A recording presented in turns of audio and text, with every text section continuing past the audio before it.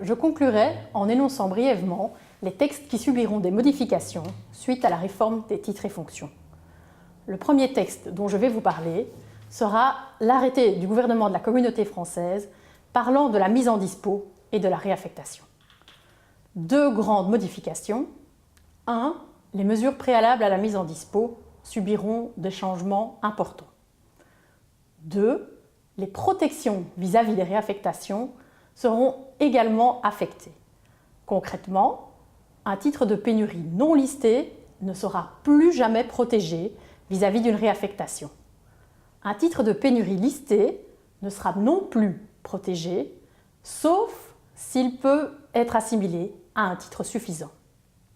Enfin, les titres suffisants et les titres requis auront toujours les protections d'emploi que l'on connaît actuellement, à savoir 2160 jours pour la protection entité et 720 jours pour les protections de commissions zonales et centrales de gestion des emplois.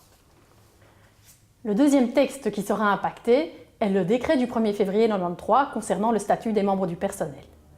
En effet, comme vous l'avez vu tout à l'heure, certains membres du personnel n'auront plus accès à l'engagement à titre temporaire et à l'engagement à titre définitif, alors qu'ils pouvaient en bénéficier actuellement.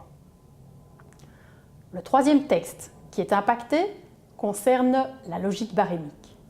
Actuellement, tous les membres du personnel ont le même salaire lorsqu'ils sont dans la même fonction.